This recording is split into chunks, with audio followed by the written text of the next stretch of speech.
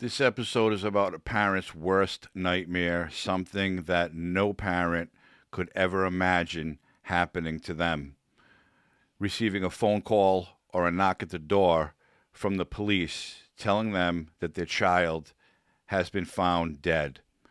Not from an accident, but from a brutal murder, a crime that should have never been committed because the person who committed it should have been in prison long ago. But that's not the case here. Logan Federico, a young college student from North Carolina, was visiting friends in South Carolina. She returned home from a night out and went to bed, and she was awoken by an intruder.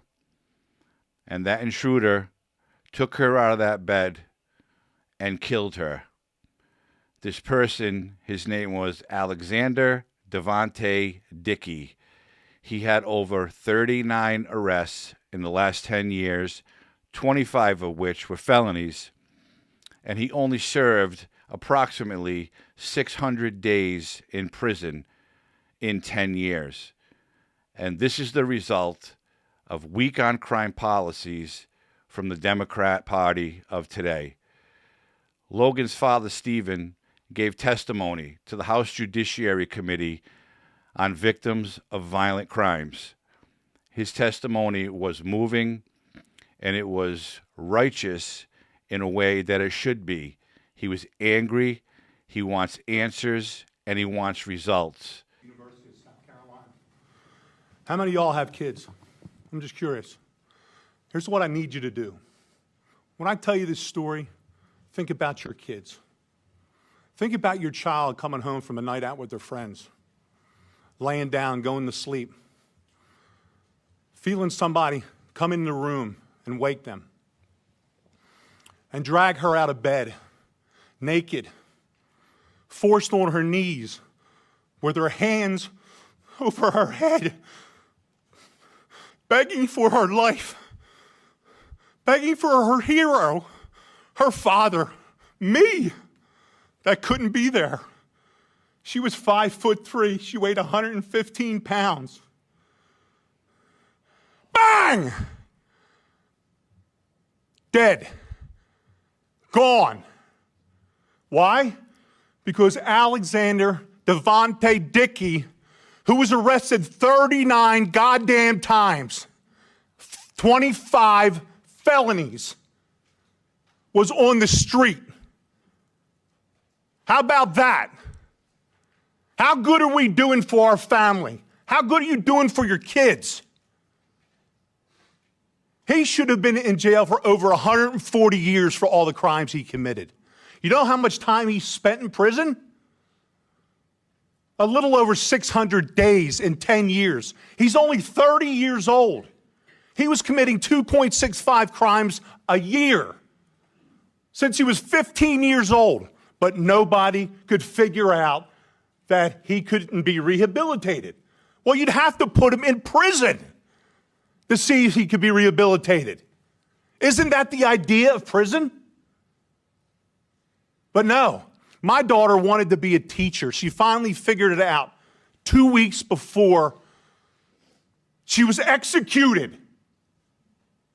And I haven't heard a damn word from Byron Gibson in South Carolina. Not one word. 4 months, no communication. His biggest concern was that he was pissed off about my interview and how I made him look on the Fox News channel with Trey Gowdy. How pathetic is that? That we're letting our 22-year-old kid visiting friends. It's all she ever wanted to do was visit friends. And she literally was executed while on her knees begging for her life. Her name's Logan Federico, not Irina. And you will not forget her. I promise you. You will be sick and tired of my face and my voice until this gets fixed. I will fight until my last breath for my daughter. You need to fight for the rest of our children. the rest of the innocents and stop protecting the people that keep taking them from us. Please.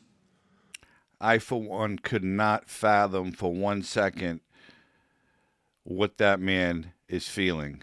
I myself have 2 young daughters, and I don't wish this on my worst enemy.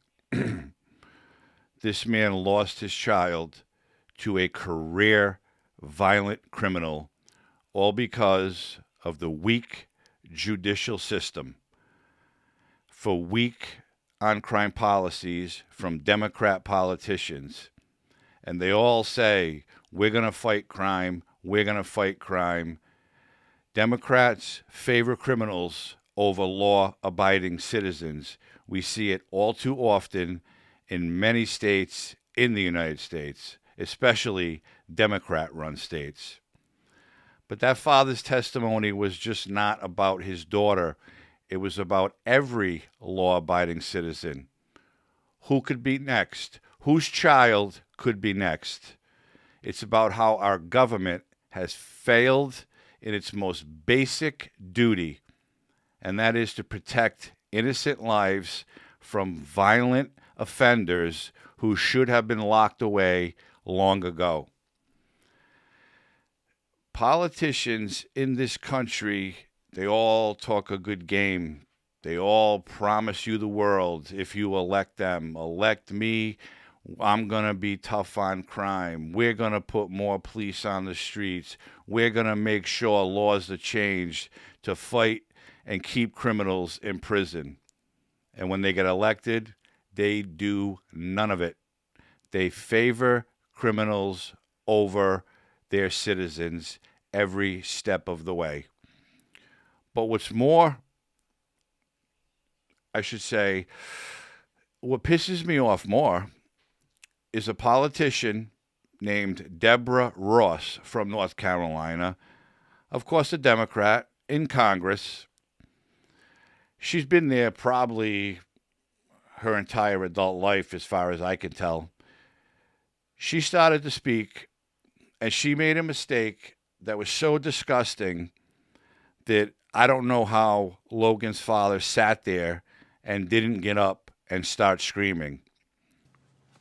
Before I get started, I also want to express my deepest, deepest condolences to the family of Irina Zarutska.